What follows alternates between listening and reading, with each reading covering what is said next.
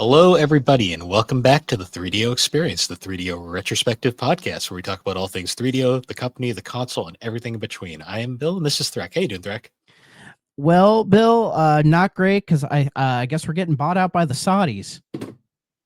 Yeah. So I guess we're gonna have to like throw in like pre-roll ads every 10 minutes. We need to do a break to talk about some like stupid product that they swear works but probably doesn't work. So sorry guys, and also microtransactions. So for every hour you have to pay $1. And we're not getting any of that money. It's all going to the Saudis to bomb Yemen. So I'm doing great. How are you, Bill? I'm doing my best hide the pain Harold right now. I'm doing wonderful. It's Tuesday and I'm already ready to just I'm ready just for the world to be over. That's where I'm at right now. You should come with me to Hawaii. I think you need a vacation. If only I had the time. Yeah, I know. Well, yeah, I'm in a decent mood probably because like I'm gearing up for that. So, and I've gotten most of like the content I was wanting to do out of the way. So, so I'm just kind of vibing, which is nice. I've been back into Forza, just driving around again. Nice. What I've learned in Forza, because a lot of people have complained about it, like it being too much of a map game and too many icons, which is truly a problem. But my solution was just go into the map and filter everything out except the shit I want to see. So like right now I'm trying to do like all of like the story mission stuff. So I just have those on the map and I've just been knocking them out. Like boom, boom, boom. So I feel like I'm actually making progress in that. So when that's all done, I can then move on to the next thing. Nice. So yeah. And for the audio listeners, if you can't see, the Vikings are 2-2. They lost to the Steelers in Ireland. It was like they played like shit for most of the game, but then it felt like at the end the Steelers were trying to just give them the win because at one point it was 24-6, but the game ended 24-21 because like the Vikings decided to actually play a little bit, and I was like, oh crap, they might have a pulse, and then nope. So it is what it is. They play the Browns in London on Sunday, and they'll probably have the advantage because going from Ireland to England is probably a lot easier. So maybe they'll be 3-2 going into the bye. That would be nice. So, yeah, it's just you ride the train. That's all I can say. I got to see absolute cinema this weekend with the NASCAR race at Kansas. So, oh yeah, that crash was crazy. Oh yeah, the freaking Zane Smith crash where they cut the camera cuts and he's just on his side riding the wall. Yeah. I saw a picture. Someone posted a picture saying the new NASCAR game looks great, and then the comments below are like, "Wait a minute, man! iRacing are really good at this." Yeah, but that's coming out soon, isn't it? It is, and from what everyone's saying, like we're finally going to have a good game because it's basically going to be iRacing, but more like Simcade rather than straight up sim. Yeah, I think they had to go the Simcade route because they know like NASCAR is going to have like a casual audience. Oh yeah. Like it's going to bring in a bunch of people who don't really play games that much. So let's see, October 14th. I'm looking forward to it. I'll be curious to what it gets on like Metacritic, like what the ratings will be. I'm very curious to it. I hope it does good because they're also making the new IndyCar game, which fun fact, there hasn't been an IndyCar game since that one on the Xbox in 2004. Oh, really? So has it been that long? Oh, IndyCar is a fucking clusterfuck and a half of a company sometimes. Oh boy. But apparently they were saying like it runs off the same physics engine as the NASCAR game, and if the NASCAR game's good, that's a good sign. All right then. So looking NASCAR 25, it's only going to be $60. Hey, not bad. Like that's I mean, I'll probably if it reviews really well, I'll probably wait till it's like $30 and grab it. Or if it comes to Game Pass, you never know. I could, yeah, that's a possible Game Pass deal, but I don't know because EA has like the EA Play and they like to put racing games on there. But true. But I mean, we'll talk about EA later. But I don't know if EA necessarily blocks games from being on Game Pass. I don't think that's part of the deal. Actually, would the NASCAR game be EA? No, Oh wait, no, no. I was on the iRacing ones. I misthought that for a second. I think there are some. I don't think there are any NASCAR games on Game Pass. There are racing games for sure, Well, like World Rally Championship is on there. Some of the F1 games, which I know aren't great, but like they were great until EA took over. Naturally. Yeah. So yeah. To But be fair, we also haven't had a good NASCAR game since Chase for the Cup. Yeah, that one was okay. 07, maybe. Okay. Yeah. Like even I am not up to date on my NASCAR knowledge, so yeah, that's fair. I mean, NASCAR's not even up to date on their NASCAR knowledge half the time. Yeah. Either way, my guy went into the weekend one below the cut line, and he left the weekend one below the cut line. So, hooray! Sure, why not? Yeah. It's just I watch it and I see some racers doing well, and I'm like, man, if only it actually fucking mattered. I know. But anyways, but yeah, we got quite a bit of news this week because we had 2 showcases over the week. Actually 3 I'm going to talk about, some other news stuff, and then the big one that dropped, it was over the weekend, and then going into Monday, it was confirmed, and that is EA confirms that it will be acquired for $55 billion by investors, including Saudi Arabia's PIF. So in a statement, EA says it has entered into a definitive agreement to be acquired by an investor consortium comprised of PIF, Silver Lake, and Affinity Partners. Now, I believe one of these is owned by, what's his name, Jared Kushner, who is the son-in-law of President Donald J. Trump. So, and it's basically just like a private equity group. And I think everybody knows these days, if you get acquired by a private equity group, you are fucked, because they're just going to milk you for as much money as they can so that they can sell you for more money. That's basically what they do. And they acquired EA for, a lot of money. Like they bought them on a premium, by the way. Like their stock wasn't at like 55 mil kind of a thing. So they're buying them on a premium. And my guess is they probably want to hold them for as long as they can to milk money and get them back. So it makes me think a lot of people are fearing the worst with EA now. I mean, EA hasn't been really in a good spot for a very long time. No. Probably like 20 years, maybe. I feel like it was when we hit the 360 era when EA really started to take a bit of it. It was when the downswing started to happen. Yeah. Like they were still... Go ahead. You had like some series, like you had BioWare was still kind of holding the torch for a little bit there. Oh, they were kind of peaking in the 360 era with Mass Effect and Dragon Age. You still had Dead Space. You had, what's that? Dante's Inferno. Like Battlefield was still really good. The Sims hadn't completely given up yet. Yeah. Yeah. Honestly, now that I'm saying it out loud, I think the 360 was kind of like the end of an era for them. Like, like Madden and FIFA and all that were starting to go downhill, but they weren't terrible yet. They weren't. Like, if you go back and play a 360 Madden, they're better than the current ones. You know, it's a weird game that I feel like was the turning point for EA. What's that?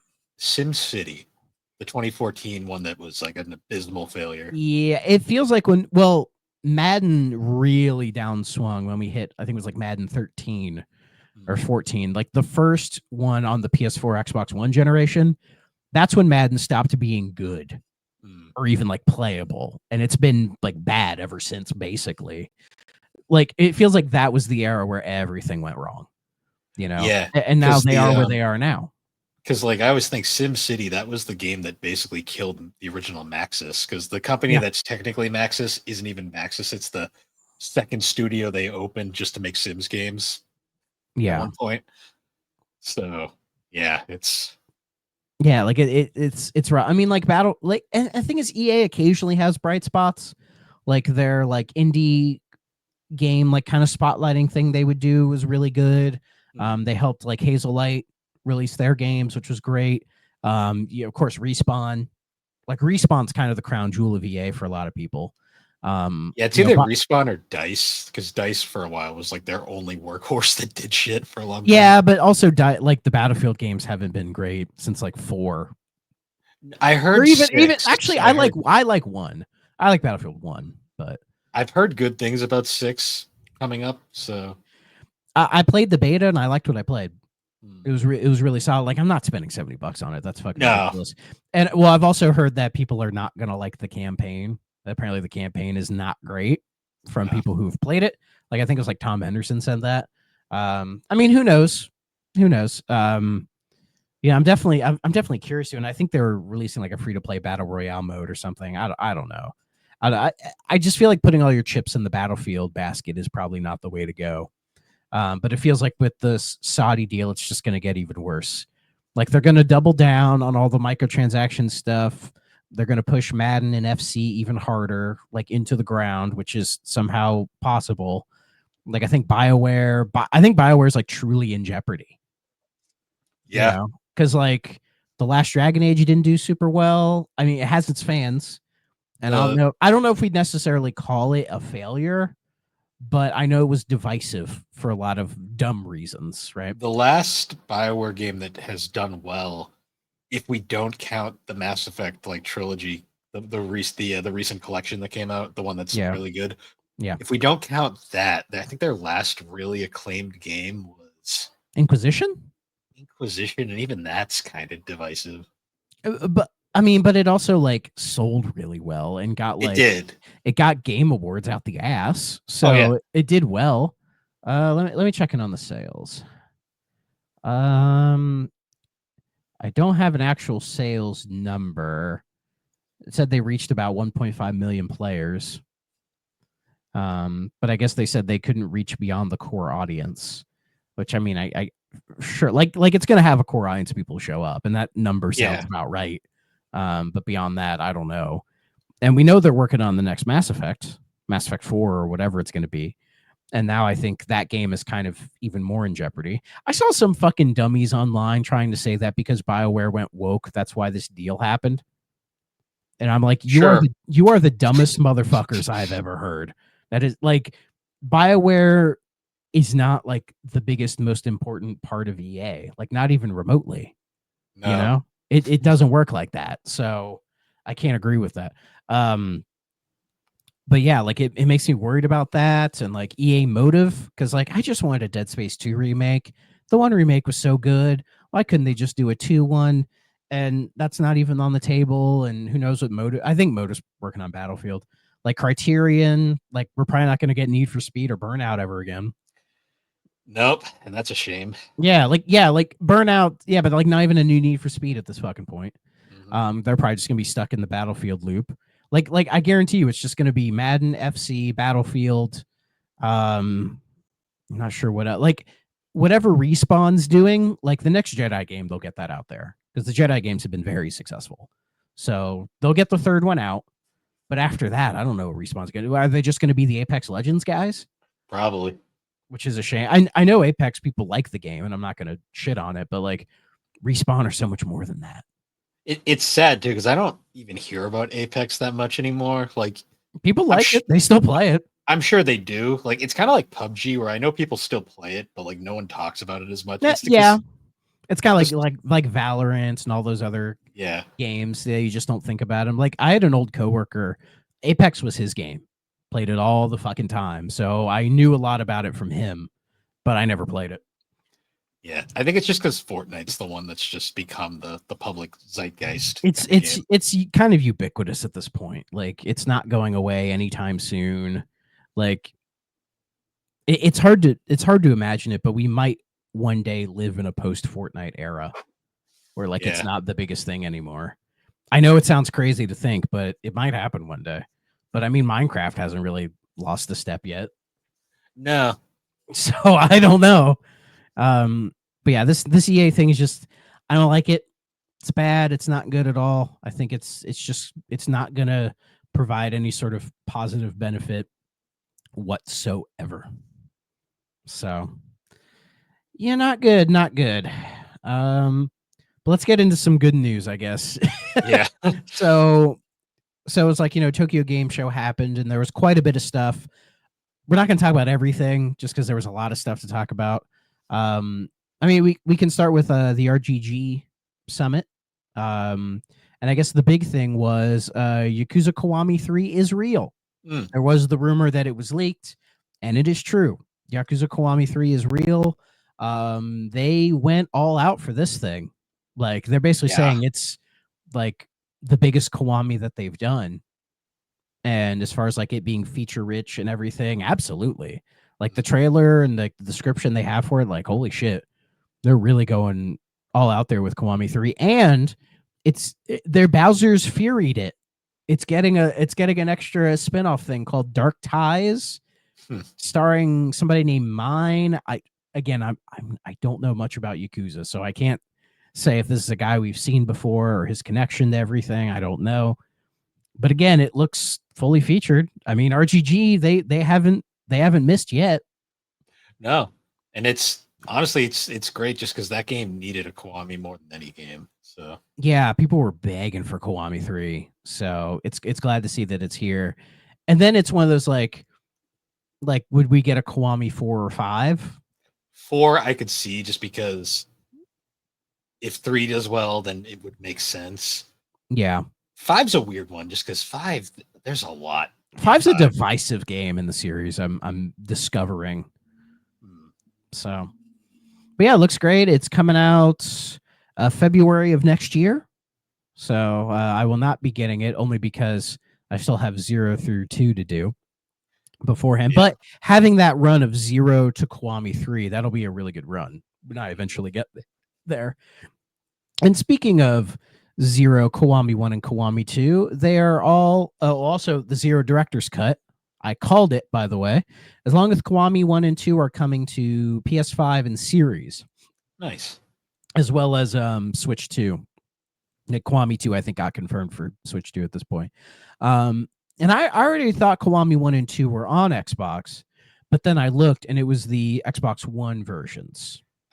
They didn't get the Series upgrade. So also like on PlayStation, it was the PS4 versions through backwards compatibility. So they're getting like native running versions. And also, yeah, director's cut is coming, which I was hoping for, so I could get the English dub. And the English dub for that, it's December 8th. I believe all 3 of them are coming out December 8th on PS5 series. I think they're also coming to PC as well if they haven't already been upgraded.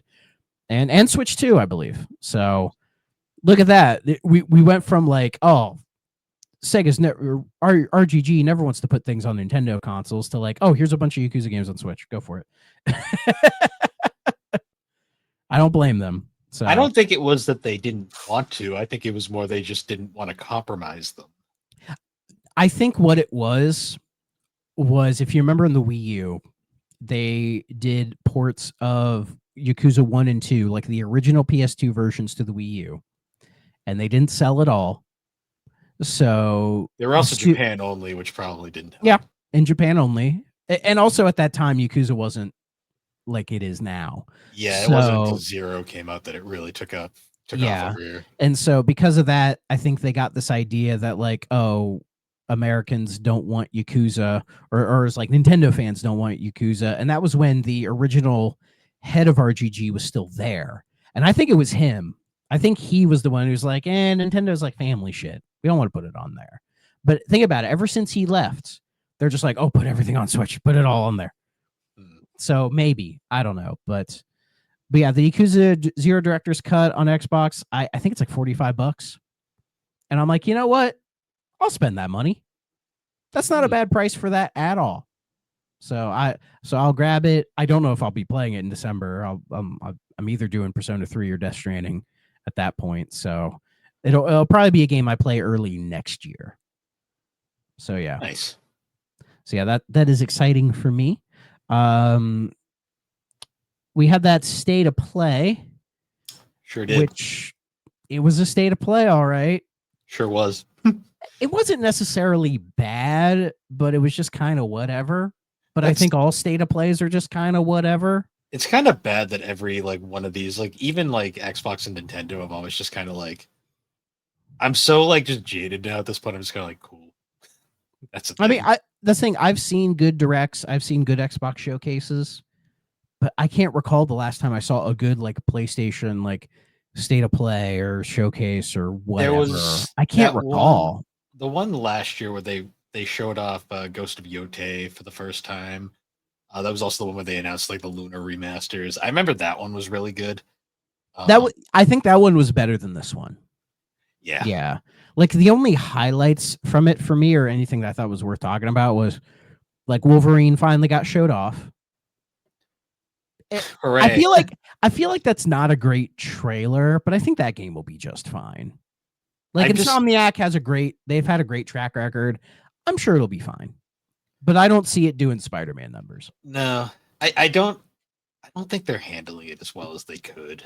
In all honesty, Yeah, but I think Sony's kind of in this spot now where they're just gonna like release 1 to 2 big games a year, and this is going to be the game for next year, and it'll probably release around this time in 2026. So yeah, it is what it is, I guess. I mean, when we see more of the game, it's like, oh, it reminds me a lot of that X-Men Origins Wolverine on like 360 and PS3. yeah. My guess is they probably played that and were like, how can we move this to like a more like modern sensibility? That's probably what they did. Yeah. So, yeah. But yeah, that'll be next year. It'll probably do fine. So, Yeah. not worried about it. The other thing, I thought this was interesting, and that is Aspire, along with Eidos Montreal, is doing a remaster of Deus Ex. The original Deus Ex, right? Yes, the original, and they're doing like it's not a remake, and it's not just like a straight up remaster. It's a game where it's like you look at it, it's like, oh, they actually like went in and cleaned things up. And I guess the closest thing I could compare it to is do you remember when Microsoft remastered Halo 1 for 360? Oh yeah, the anniversary collection. Yeah, That it's like that. I love the button in that game where you can just plug and be like, "Ooh, old graphics, Swap new between them. graphics." Yeah. Aspire, I wouldn't be surprised if this does that too. Hmm. Um, I think in one Discord I called it like a half master, where it's like they kind of half sees it, and people are like, "Oh, it looks kind of weird and funky." I'm like, "Well, I mean, yeah, but whatever.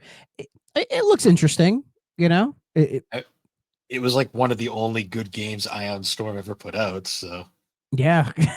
So yeah, and that's out in February of next year. Again, that's another game I'll just keep my eye on because as long if it doesn't review like shit, I might grab it for like $20 or something and give it a try because I've never played it. I've only played the kind of not great PS2 port, which is like a weird sort of thing. Um, I'd be very curious to play which the PS2 version's fine, but like I'd like to play an actual port of the PC version if possible. Yeah, and I think this remaster is based on the PC version. So I'm trying to think. The only Deus Ex I ever played, it was either Human Revolution or Mankind Divided. I messed around with one of those Human for a little Revolution was bit. pretty big, so it might have been that one. Yeah. The problem is the covers are like they look identical. So I'm like, it was one of those two. A friend of mine made me play it. And I just remember thinking the game was very yellow. And and in my mind, thinking about it, it reminds me of Cyberpunk. Yeah, to a degree. Well, because it's like a futuristic kind of like action RPG stealth game. Yeah. And from what I remember, I didn't hate it. I didn't hate it at all. They're very good. They're different, but they're very. It was like one of the best things Squeenix put out that year. Yeah, Which I says a forgot, lot. oh yeah, that's when Squeenix had Montreal or Eidos. So, well, yeah, who knows? Or maybe I'll just go back and play those. I guess I don't know. But was there anything from the state of play that looked more interesting to you? Not really. I was kind of just like a bunch of games I can't afford right now. Yeah. Oh, the Returnal Studios, they're making that new game, which looks kind of interesting. Yeah. And then Xbox had their Tokyo showcase, which was fine. It's kind of just whatever. I mean, there was some things that are like, oh, neat, but nothing that really blew me away. The biggest announcement from it was it'd been rumored for a while, but it was confirmed. Forza Horizon 6 is coming to Japan, and it is coming out next year. So And that's kind of why I kicked into Horizon 5, because I'm excited for this. I like I've really fallen in love with the Forza Horizon games in the last few years. I own them all now, so I really should sit down and just spend time with them because they're really fun racing games. And then this one going to Japan makes sense. Though I think now we're starting to get those people who wanted every game to be in Japan. Now that more games are coming to Japan, they're like, oh, I think they're overdoing it on Japan. Why are they overdoing it? Like, you fuckers asked for this. But I think Horizon going there makes perfect sense because I can't think of a game that's like done Japanese car culture before. Tokyo Extreme Racer. Okay. So this will be a nice upgrade from that. Because they're talking about how like they want the map to be like really big and dense. Like so like Tokyo City, it like has all of the like highways stacked on each other and like a lot of drifting and that kind of stuff. But then also like, you know, Mount Fuji and all that stuff. So we didn't get a lot from the trailer other than just I like the trailer because it shows all the different locales we've been to. And then it ends with like just showing Japan with the cherry blossoms and everything. Yeah, and they said it's coming out next year. I believe that. But we didn't get anything beyond that. My guess is when Xbox does their like developer direct thing in like January time, we'll probably like, oh, here's gameplay, here's what it looks like. And my guess is they'll put a window on it, probably not a date. Because from what I'm gathering, that means we're going to get Horizon 6 and Fable next year, which are both Playground. So they've been busy. So and it's like it's clear one of them will be in the first half of the year, one will be in the second half. And I'm not sure which will be which, but you know, I'm definitely excited for both games, but you know. And also this is not coming to PS5 day one. That's fine. Yeah. Well, yeah, it's coming. Yeah, it's coming. Yeah. Xbox and PC day one. They said it'll come to PS5 later. And from what I've gathered, I think it's just because these studios are set up for Xbox and PC development, not PS5 development. My guess is they're working on getting the base game out for those platforms. And then once it's stable, they'll probably get a port studio or whatever to help them. Because for Horizon 5 on PS5, I think it was Panic Button who did it. So that's probably just what they'll do later on down the road. They'll get a port studio to come in and get it over there, which I think is what a lot of like for Forza and like maybe even Gears and Fable and some of this other stuff that will probably come over to PS5. It'll probably be later just because they're not set up for that kind of port yet. You know what I mean? I mean, as a primarily PlayStation gamer, I don't have a problem with an Xbox made game coming to Xbox first. Like, yeah, that's not fine. a huge deal to me. Like, yeah, it'll come out eventually, and I'll play it when it comes out. And to be fair, I think that's what Xbox should be doing anyway. Like, yeah, if they're going to put stuff on PS5 and Switch and all that, sure. But like the people who've bought the hardware and are there, give them the game first. Yeah, honestly, it's like, like I mean, PC guys are going to get everything day one, you know. But whatever, right? That's just that's the way the industry's going in general. It's just that, you know, PC, it's getting that day one port unless you're Rockstar. Yeah, it's like with PlayStation games coming to everything fairly soon. Oh yeah, my thoughts are like, yeah, they'll be PS4, PS5 first, and then they'll eventually come to everything else. Yeah. And with how good Helldivers 2 is done on Xbox, I'm sure more is coming. Oh yeah, I have a feeling more is going to be coming. So, you know, it's just the way it goes. But are you excited for Horizon 6? I am. The amount of Tokyo Drift memes I've seen. Oh yeah, but it won't be just that, you know. Oh yeah, and that's what I like about the Horizon games is that they do a surprisingly decent job of having variety in an open world racing game, which is hard to do. You know, like in Horizon 5, there's, you know, quite a bit, you know, there's like street racing, drifting, and then there's also like Baja racing and like, you know, out in like, you know, the forest, driving up mountains through the deserts, and then, you know, there's like the Rally Adventure DLC, and then they made the whole like Hot Wheels thing. You know, they find a way. Like if you think about it, the Horizon games are live service because they're constantly adding in, and they're constantly adding in shit. You know, Horizon is literally what I wanted the crew to be, basically. Yeah. It's. I think the crew was based off of Horizon, because I think it came first. It might. The Crew was an interesting idea, just like an open world kind of racing game. Yeah, The problem with the Crew was they put like this like well, it was online only, which is always kind of a doesn't always that's where the whole Stop Killing Games initiative started. yeah, but also it had this like it had a very Ubisoft story, and I was like, oh, I'm not sure I like this that much.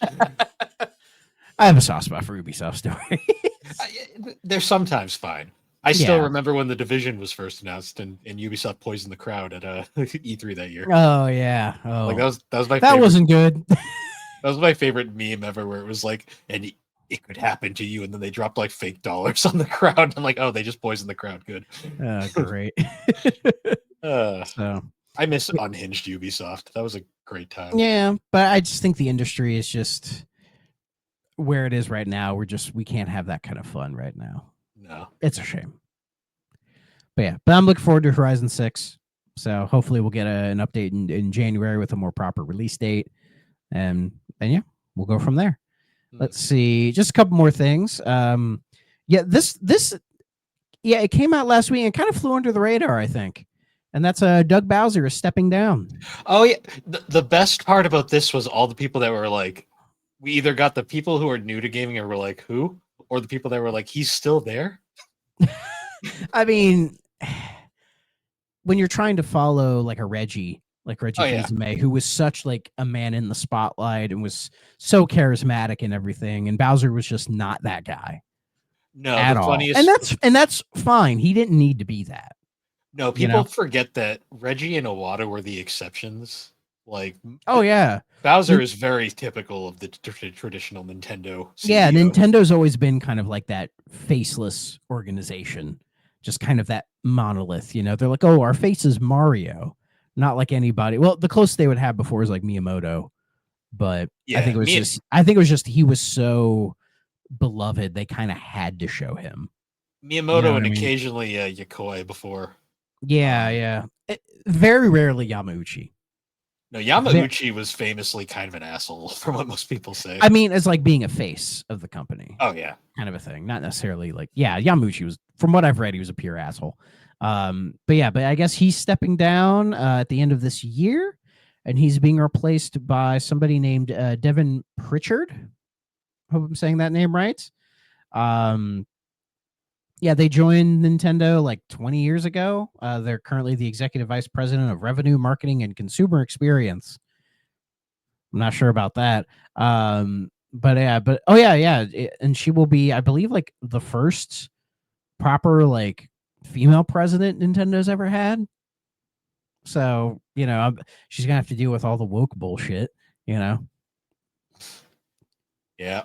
Of course, there are gonna be some people like that, but I don't really see this changing anything about Nintendo. I really don't, unless she like somehow steps out and becomes like a face and like a recognizable personality. But I don't see that happening. It could happen. Sure, maybe she's cool. It's really funny because everyone was like kind of dumping on Doug Bowser for like being basically like invisible, but I was kind of like, yeah, but Nintendo was really fucking successful during his run. You gotta kind of. Yeah, but it's not. But he wasn't like the reason for that success. No, he was just he was doing what Nintendo likes Nintendo of America to do, just kind of tread the water. Yeah. You know, whereas Reggie was always bucking the trends, and that's why, you know, some really good things came out in his era was because he was bucking the trends and saying, no, we should do this and that. You know, like famously, like the only reason Wii Sports was bundled in with the Wii is because he said they had to do it. Nintendo Japan didn't want to do it, but he pushed them to do it. They did, and it worked out. Yeah. You know, and Doug Bowser, from what I've gathered, he's not that guy. The only time I've ever seen him is like at the Game Awards when he's there to like accept awards on behalf of Nintendo.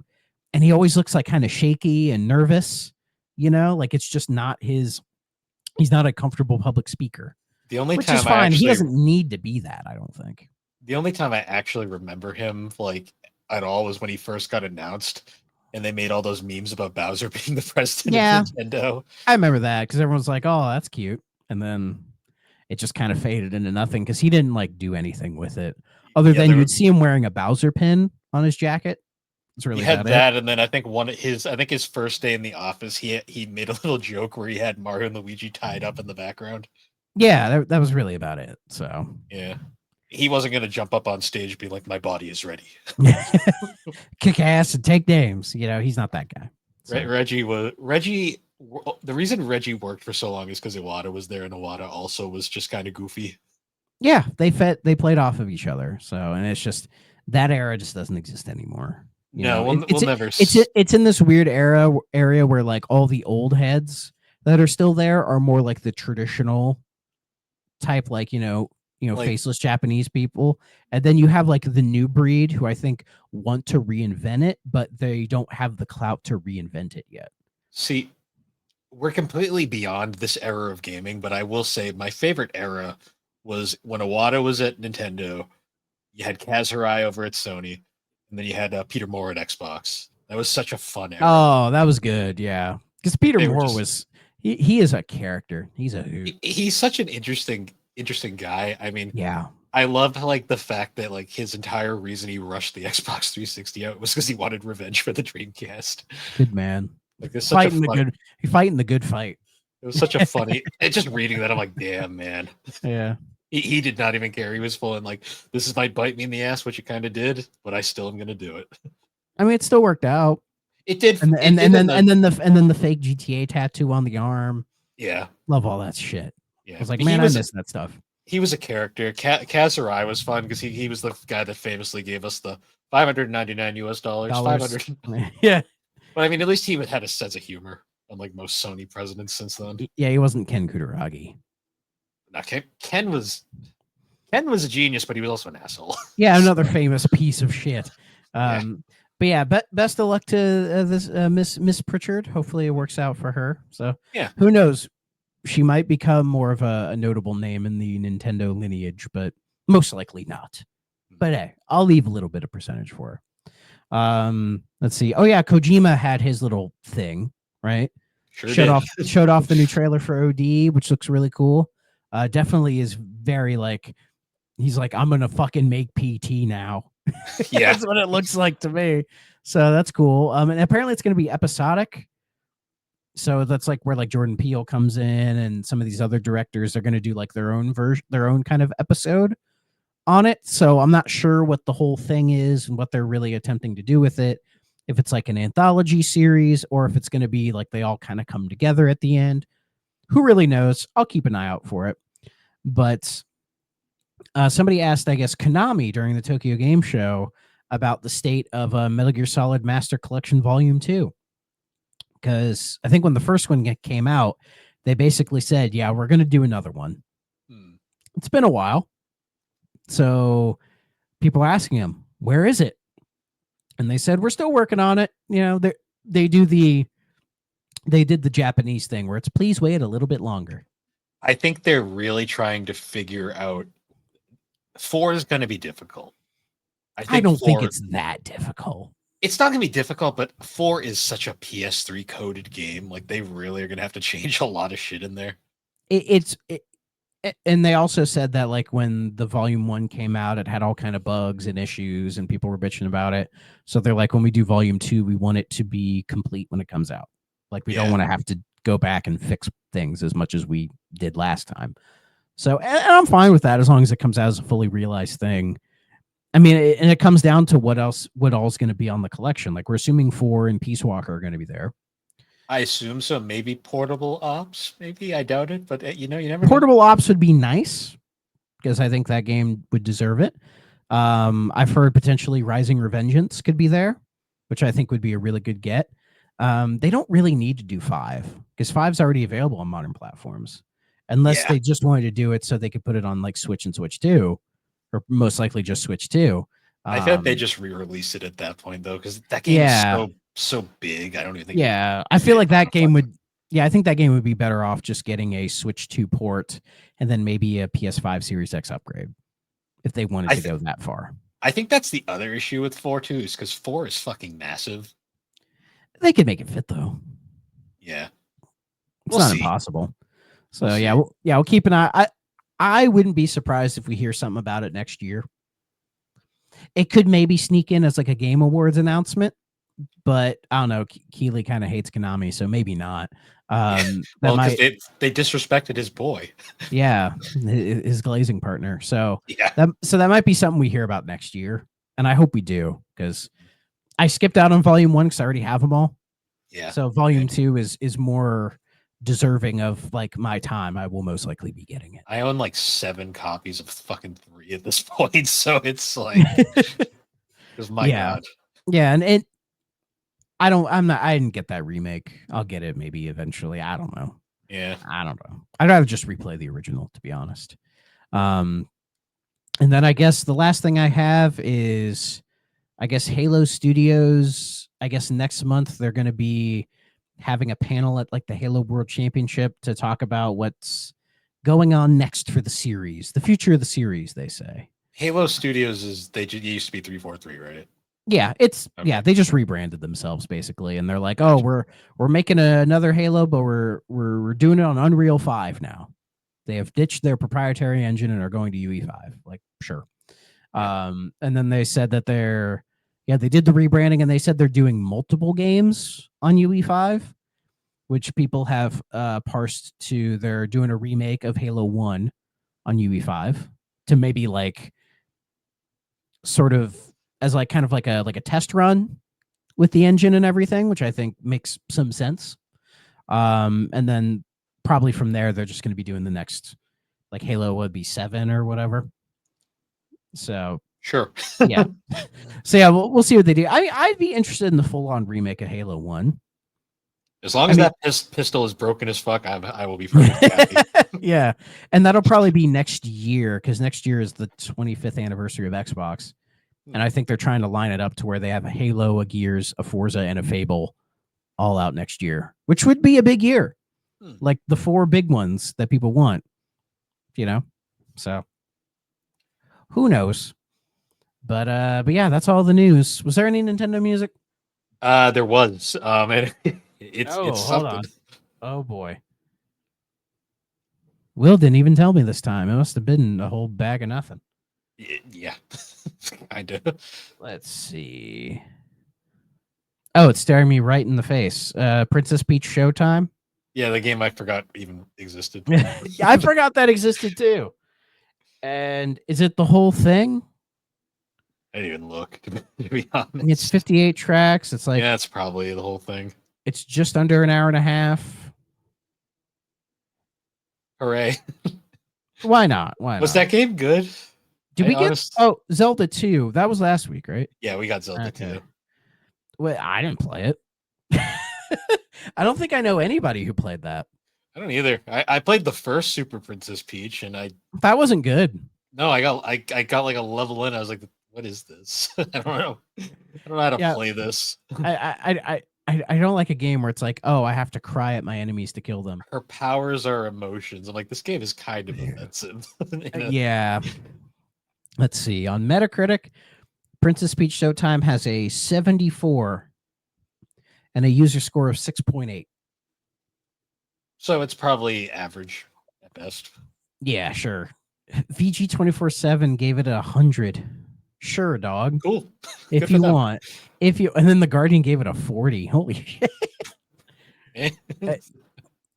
My guess is if you're a real big Peach fan, probably love it. Or you're one of those Nintendo fans that loves anything they shit out. Yeah, if you're like Harmon Smith or that fucking dick. Yeah. Where he's like trying to justify like saying it's okay that Nintendo is suing Power World over these mechanics that they stole or whatever. You know, he's like, because these originated in Pokemon. And it's like, bro, Pokemon's not even original, okay? Like by your logic, Square Enix and or Atlas should fucking sue Nintendo. Yeah. Yeah. But he wouldn't say that because he glazes Nintendo every chance he gets. He's just one of those guys that constantly defends them. And the only thing I could gather as to why is because he grew up as a fan of them. He got bullied for it because it was that era where it was, you know, like, oh, baby games, whatever. And then when the Switch came out, it's like, oh, everyone likes Nintendo now. And probably to a certain extent, he's like, this doesn't make any sense. Like, everybody likes them now. What the fuck? But like, I think it's gone beyond that to just like it's just really weird. I don't like that guy. He sucks. I still Why is remember- his eyes always closed? If you've ever seen any of his shit, his right eye is always like squished like this. Yeah. Like, what's going on, dude? Do you have a sty? What's wrong? See, I Weird always me out. There's no chance he watches this. Even if there is some off chance he watches this, he might do some AI bullshit with me or whatever. But fuck him. Fuck him. I don't even hate Nintendo, but I hate him. I still remember that era vividly because that was like the era of like everyone's like Nintendo only makes baby games, PS3 has no games, and the 360 blows up. That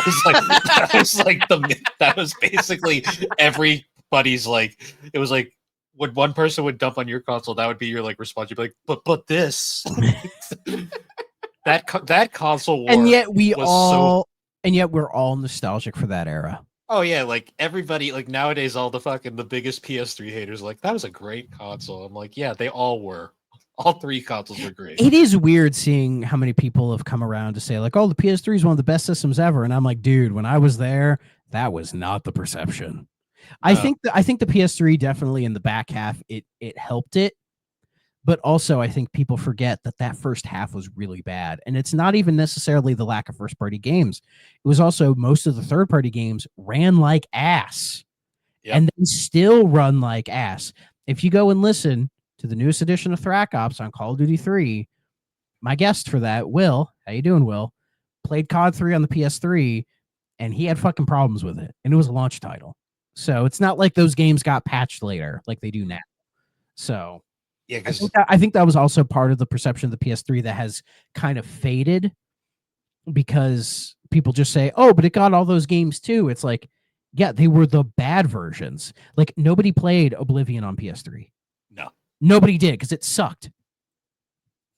So it's just, again, people whitewashing history and not looking at like the whole perception of it. Yeah, like, yeah, the 360 wasn't perfect too. No. But also I think people kind of downplay its success a little bit as well. Because Sony eventually outpaced them. And it's like, yeah, sure. But like, I think some people downplay the 360 was really popular at that time. It was. Like, it was ubiquitous. It's the same thing where people also forget too, Nintendo kicked their ass the entire generation. Yeah, but even back then, people said that didn't count. I know. Like, that never changed. I think people are nicer to the Wii now than they were back then. Oh, yeah. Yeah. Well, because people are like, the Wii has nothing but shovelware. I'm like, newsflash, every console has like shovelware. It's just if it's a successful console, it has shovelware. Yeah. You know, but the Wii, I mean, I remember just like back then it was hard to find like what good games existed on the Wii because you'd go there, say you'd go to like a GameStop or a Walmart, and yeah, it's like you'd see like Mario Galaxy or Twilight Princess or Smash or whatever, but like most people had those. And so you'd be looking at the third parties being like, are any of these good? I have no idea. Yeah, and and people didn't do a good job parsing the good from the bad. Or now it's easier to do that because we know which ones were good. But like my favorite is like Red Steel. The first game is a fucking piece of shit. The second game is actually pretty good. Yeah. It's like holy shit, but no one bought the second game because the first one sucked that hard. Well, and Ubisoft did not advertise the sequel at all. No, I didn't even know it had a sequel until like well after the fact. I got them both in a bargain bin for $5 each. So. But yeah, unless you're like No More Heroes or Zack and Wiki or I don't know, that Knights game was pretty good. I'm not the biggest fan of Mad World, but I remember that was a big deal at the time, and I understand why. Mad World, Deadly Creatures. Deadly Creatures is cool. I actually like that game. It has Billy Bob Thornton in it for some reason, but like, but Mad World deserves a remaster. Like Platinum, Sega. It's probably Sega who owns that game. But like Sega and Platinum should get together and be like, hey, let's take Mad World, HD it, give it proper controls, and put it out on everything. And I would be all over that because I like Mad World, but I hate how that game controls. But I like everything else about it, except I hate the waggle shit. It's so bad. Yeah. And I'm like, if you give it proper controls, it would be fine. It would actually be really good. Hey, No More Heroes eventually got that with the Switch versions. I'm surprised I'm surprised No More Heroes 1 and 2, those Switch versions haven't come out on anything else. Yeah. You know, I'm surprised at that. No More Heroes 3's on everything. Oh, yeah. There's also that really forgotten PS3 version of No More Heroes 1. Oh yeah, was that version any good? Heroes. Yeah, it's just No More Okay, Heroes, but on HD. That's basically it. yeah, fair enough. So, but yeah, but anyways, I guess all of that aside, we should finally talk about our game now. Yeah. Thank God we got timestamps now. They're cursed as fuck and questionable at best, but we do have them. Yeah, I don't know what timestamp is going to be about this one, but I don't know. go for it. Nothing beats the on GNC. We had the horrors of the 1980s cream cheese cookbook. So, I mean, that is horrific. Let's be real. oh yeah. That being said, though, for this week we are talking about Crusaders of Might and Magic. Mm-hmm. A third-person action RPG developed and published by the 3DO. And I love how they tried to be like, New World Computing's there. They totally were involved with this. No, they weren't. No. But so they were the ones who had Might and Magic, right? Like it was their series. New World Computing created Might and Magic. Okay. They were purchased by 3DO sometime after 3DO went third party, and then they died with the ship, basically. Well, that's great. Their games were okay for a few years under the 3DO partnership. I know the final one they did before they closed was pretty bad. And then the series got purchased by Ubisoft, and it was there ever since. Or I think they still own it. Well, looking at the timeline, so it looks like they were pretty consistent in games from 86 to about 94.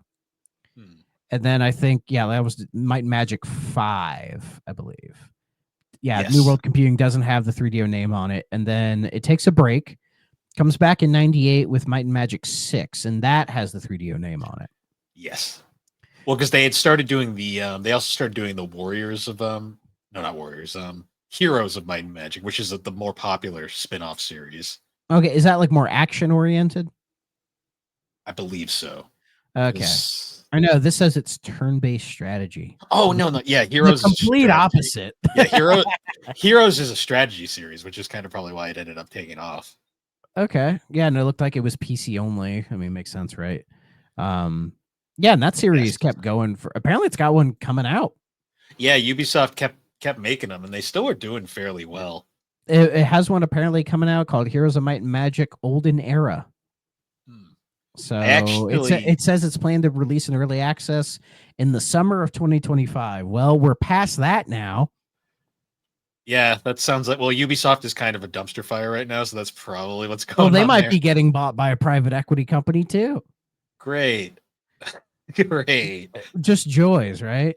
I actually, fun fact, when I was at Retro World, I found Might and Magic 9, which was the final one before 3DO died.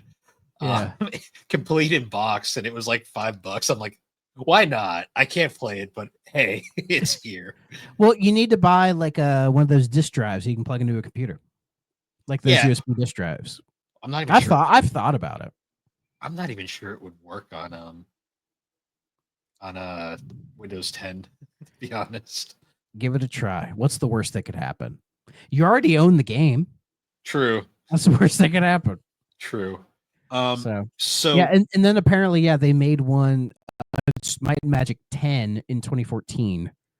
And that was kind of to the original series. Yeah, but and then these originals are just like turn-based RPGs, right? Yeah, they're kind of what's the best way to describe them? They're like role-playing, turn-based kind of. They're almost MMO-ish, but they're not. Okay. If that makes sense. You ever play like a game that you're like, this feels like an MMO, but it isn't? Final Fantasy 12. Yeah, kind of like that. In all honesty, no, that's fun. They're, from what I've heard, the people who played like the classic ones back in the day love them.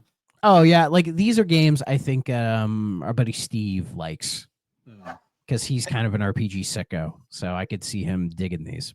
I think Jeff said he was into one of these at one Jeff point. Liking these is not a surprise to me, not even remotely. So another thing too is, so this series was a spin-off created. Essentially, this was 3DO like, we own this series now. Let's put it on consoles. Surely the name alone will sell a game, right? I mean, I can't blame them for wanting to put a game like this on PlayStation. Like, think about it, RPGs blew up on the PlayStation. They were doing really well, and they're like, "Oh, we have one. Let's just make one and put it on there." But not like one that's of the series before. We're just going to do like an action RPG thing that's like Yeah. kind of inspired by Zelda, kind of inspired by Elder Scrolls too. I see a little bit of Daggerfall in this. Um, and while it's not great, it's better than I expected. Yeah. So this game is the first in a series called the Ardon spin-off series, according to the Might and Magic wiki. So this is either an official thing or something the fans made up. Either way. Sure. And it is part of 3 games, all created by 3DO for consoles, which we will probably end up covering the other 2 at some point down the Yeah. line. I mean, they had experience making console games. They did. And playing this, I see a lot of the engine reminded me a lot of the Army Men Sarge's Heroes engine. Yeah. It definitely felt like Army Men Dungeons and Dragons in a lot of ways. Yeah. So yeah, 3DO company made this. Apparently the PC version is slightly different. Yeah, I looked at some YouTube videos, and yeah, like they almost look like 2 separate games. Like the PC version isn't just a cleaner version; it has like completely different assets. Apparently, its movement and combat systems are more catered for keyboard and mouse. Like it feels like a game that if New World Computing were even involved with it, they were probably more involved with the PC version than the PlayStation version. Well, what's interesting is apparently the PC version was Christmas rushed, which is interesting. and the console version had like a few extra months, which is Yeah, bizarre. and apparently some people prefer one or the other. Depends on who you ask. Yeah, the stories I guess are also slightly different because different teams were working on them. It's a weird, like most things, 3DO. It's a weird way of doing things. Very much a weird way of doing things. Yeah.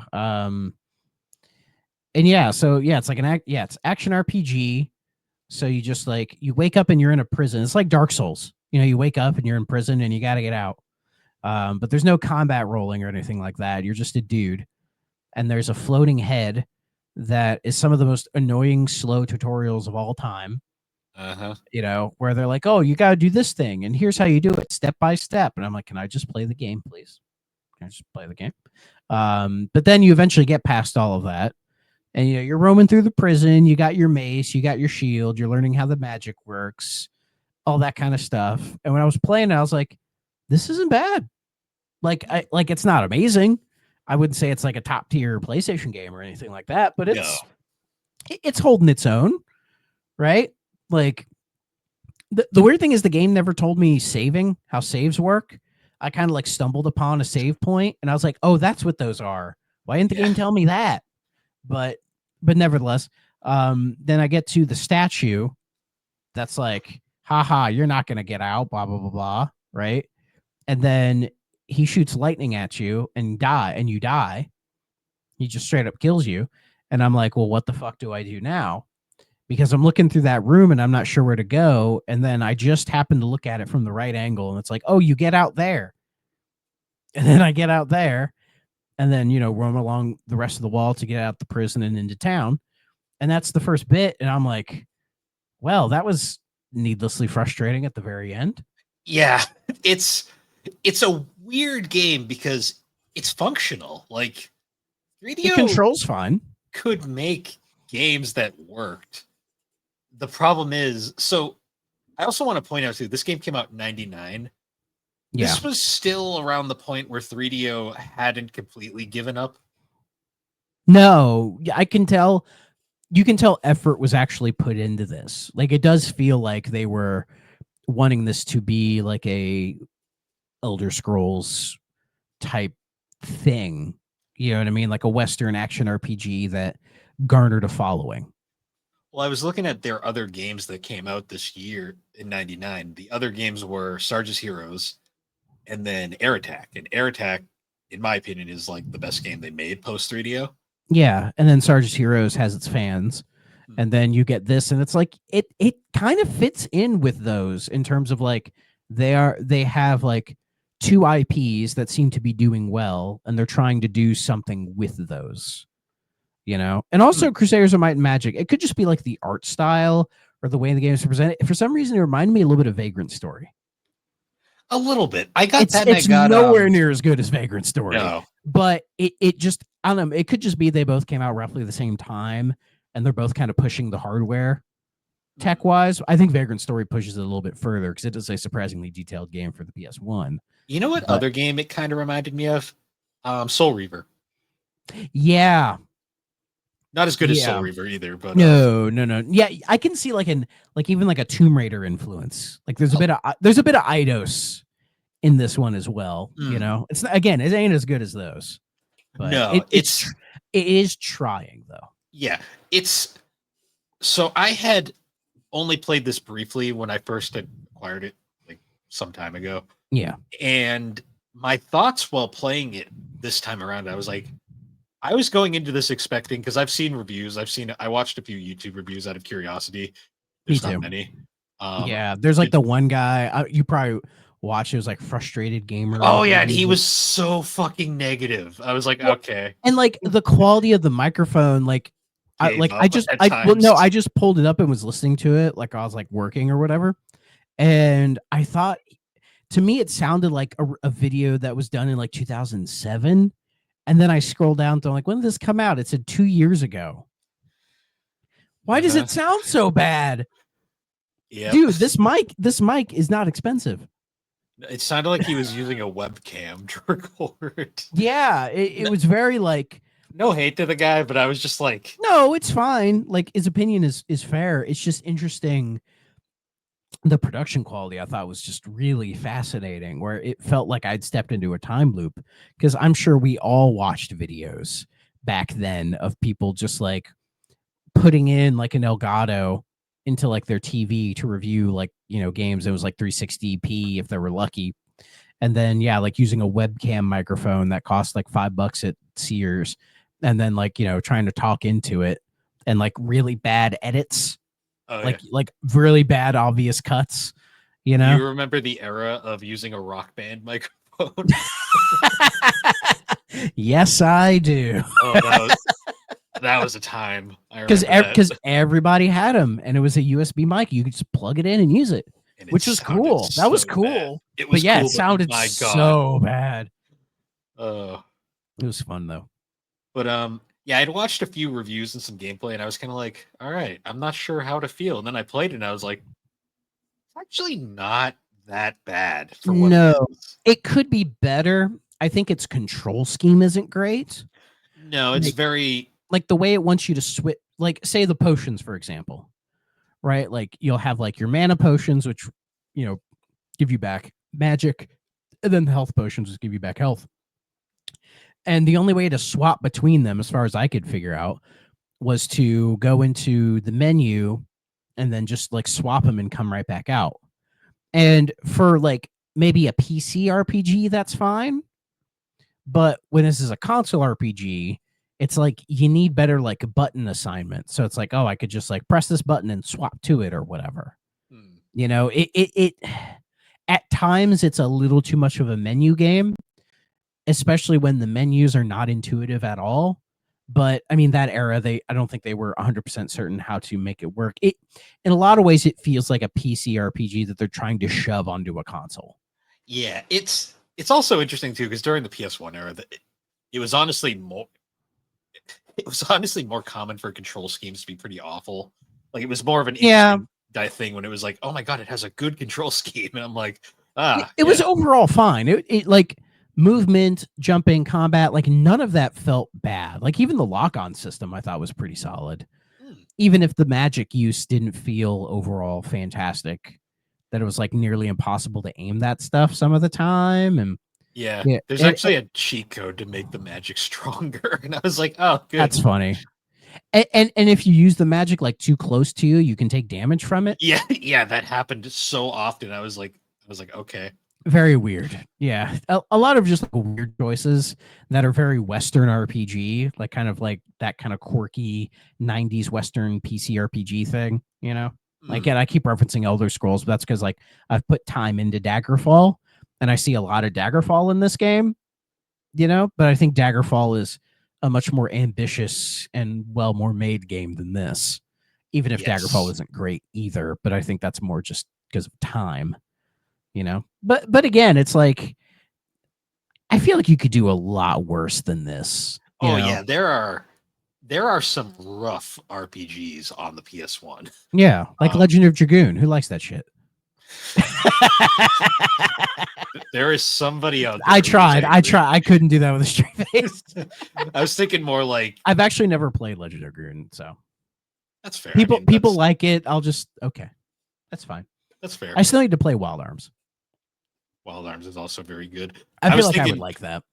I'm trying to think of like because there's like one I picked up recently that is god awful for PS1. Oh, I got to hear this. Forget what it was called. It was like I bought it because it was a double disc game and it had um I type in bad PS1 RPGs. The first one that comes up is called The Grand Stream Saga. oh, that game. That's by the people that did Illusion of Gaia and It was Paradigma Shade, a quintet. Quintet, yeah. Oh It's boy. not it's not that bad. It's Well, that's it's that, funny looking at it. I'm like, I wouldn't expect Quintet to do this. Like, it has like a like that it has THQ in the corner. yep, the I'm like, old oh boy. THQ logo. Let's see. Also, it shows Eternal Eyes, That Beyond one. the Beyond, Azure Dreams or Azure Dreams, Oh, Monster Seed, these are all Shadow Madness. fairly good They also put games. in FF7 and Chrono Cross. I'm like, guys, come on. Hmm. Trying to find this This game. is this is just what Oh yeah, it gave me. So Chronicles of the Sword, which I think isn't even technically an RPG. It's like an action game. now that's a fucking title. Yeah, that one's pretty bad. Um, yeah, but there's definitely worse on PlayStation.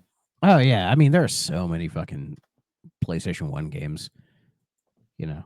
We're not even Yeah, scratching the surface, but also that's kind of the problem with a game like Crusaders of Might and Magic. Like it's not doing anything to really stand out from the crowd unless you play it and go like, "Wait a minute. This feels a little like Army Men." Cuz now that you say it, the way the game like the movement and the combat and everything definitely has an Army Men vibe to it, which isn't bad, by the way. no, But it's like, oh, okay, I see what they're trying to do here. But like, it's just in an era where you kind of needed to break ground and really be more interesting to break through. It just doesn't have that, you know. Especially when like yeah, we're not even talking about like the real cool and good PS1 RPGs that are out there. You know, like we could be playing Final Fantasy IX, Legend of Dragoon, Wild Arms, Vagrant Story, Final Fantasy Tactics, fucking Persona Parasite 2, Eve, Persona 2, Persona 1 for that Madoka, matter, um, Chrono Cross, Tales of Destiny, Tales Tales of of Destiny. Like, Eternia. yeah, like the Um, list goes on and on. No Final Fantasy 8, but the list goes on and on. So it's just Lunar 2. sure. Um, So like it just doesn't inspire anything to anyone. you know what this game kind of is to me? It's they made a decent action RPG Yeah. and then they threw the Might and Magic name on it because they were like, this will help us sell copies. Yeah. And maybe they were hoping that because it invokes Zelda like a teeny bit, just kind of the whole setup invokes it a little bit, that maybe they were hoping that would help guide it along, but Hmm.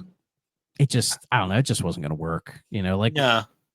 I'm trying to think. It's a very kind of like it's kind of confused what it wants to be, I think is the big problem. Yeah, yeah. Like I'm trying to see what, yeah, like what came out on the PS1 in 2000. Probably a lot. Uh Final Fantasy 9, I believe. I thought that was 99. No, 99 was 8 because 8 came out Okay, the yeah. same day as the Dreamcast. Yeah. Yeah, well, I'll stick to just RPGs. We'll have, I see, yeah, Final Fantasy 9, you were correct. Chrono Cross, Vagrant Story. Let's see, Lunar 2, Yep. Persona 2, Breath of Fire 4, Valkyrie Profile. Don't Yeah, know those the are all much. Parasite Eve 2 came out that year. Oh yeah, that's not an RPG. um, yeah, like there was just a lot more. Legend of Dragoon was that year actually. So how about that? So it's just like it was like 2000 was still a really strong year for the PS1. So Oh yeah, I mean, hell, even into like 2002, the PS1 was still getting pretty good games. yeah, so oh hell, RPG Maker came out this year. Oh yeah, it sure did. You ever tried to play the original RPG Maker? Nope, never played an RPG It Maker. is. I've It played is. RPG Maker games Mhm. like the infamous Columbine RPG, and a couple friends of mine made a game in RPG Maker a long time ago, and I demo tested that for them. But yeah, that's all really I've done. I messed around because I do own a copy of RPG Maker. I messed around with it a little bit. Oh, it is. It's cool, but my God, like the amount of like, I don't have that much effort or skill for the amount of like work you have to Yeah, put into it. I mean they still make them, so my guess is they've probably improved since then. Oh yeah, there was one on the 3DS, which was actually kind of funny. I think they make them on Switch now. Hmm. Yeah, So it's an interesting concept. I oh, find. for sure, for sure. But yeah, but even like the non RPGs on PS1, you got like, you got Tony Hawk 2, you got Spyro, you got Spider Man, you've got like Madden still making, like EA was still making good games at that point. You had, Dave Mira, Incredible Crisis. Oh, that game is so fucking weird. Yeah. I love it. Mega Man Legends 2 was that year. So Still trapped on the moon. yeah, so I think that's just the biggest issue with Crusaders of Might and Magic. It's not a game that's really going to do its best to stick out. Probably even in the No, PC market at that time, because no, because you had like BioWare starting to kick off, like yeah, like Baldur's Gate, Diablo, Fallout, the aforementioned Elder Scrolls. Like again, like that market was also getting flooded with some real bangers and like truly defining games of the oh yeah, era. because even when you And I think about, go ahead. I was gonna say like when you think about it, Might and Magic was really kind of part of that early era of Western RPGs. Like it kind Yeah, of it's more associated with Ultima and wizardry and Wizardry. like Thank you. those Yeah. older games, which have their place, but they definitely is a reason why they kind of died off. And I think Yeah. wizardry's still going on, but Yeah, Wizardry kind of got taken back by the Japanese. yeah, So like Japanese companies make that game now, which is crazy. And Ultima, EA owns Ultima, so it's dead. Um, uh, but yeah, and yeah, looking at like the covers of the old Might and Magic games, they just look like old D&D novels, oh yeah, like D&D editions from the era, or just like progressive folk rock album covers from the 70s, And I'm like, that looks cool. But I bet they haven't aged super well, but they do have their place in history. So definite respect on them for that. And I mean, respect on 3DO for even like when they brought the series back, they were still doing those games. Like they didn't abandon it for this. Hmm. They were just maybe hoping they could get some of the console market with maybe more of a console focused game, but also putting that on PC because they knew that's where the audience for these games were. And to be fair, 3DO's output at that point was still fairly respected. Like the Army Men games they were still in that point where people were kind of like, yeah, these are fine. Yeah. I think Battle Tanks was out by this point, so that was considered a Yeah. success. We got Battle Tanks for sure. Great game. But yeah, Crusaders of Might and Magic. It was an interesting attempt, and I will be curious when we eventually cover its sequel, Warriors of Might and Magic. Yeah, that's the PS2 one, I think. It was also on PS1, which means the PS2 version is probably not very good. It's also on Um, Game Boy Color. hell yeah. And then the third game is called Shifters, which is such a one of those. Shifters. Yeah, it's one of those names where I'm like, okay, that's a game. Like, why would you take it that far out? But that was PS2 only.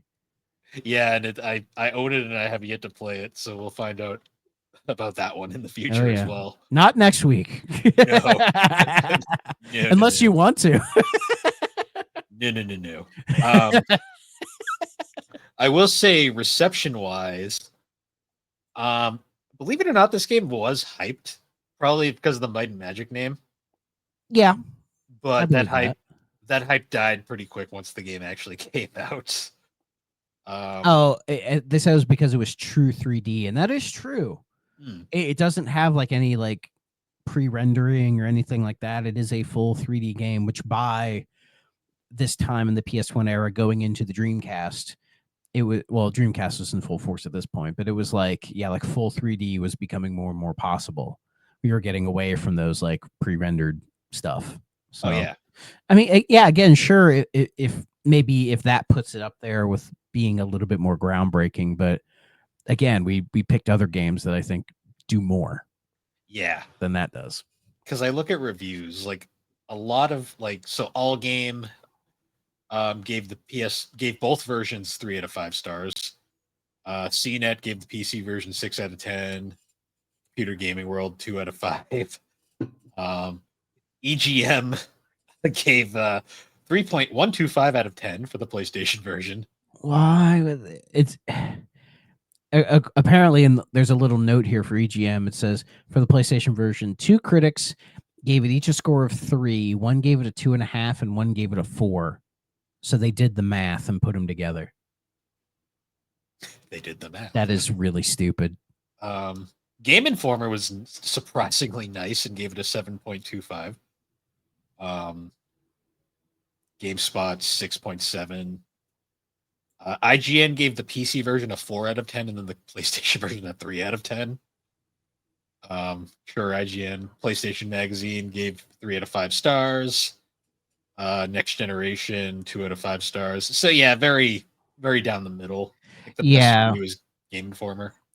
I do think some of the issue is like the story isn't really there. No, the Like story is it's not completely that forgettable. interesting. Yeah, I don't find like what it has is very generic and just not that interesting. And for an RPG, you do kind of need that, or at The least something a gameplay little bit more compelling.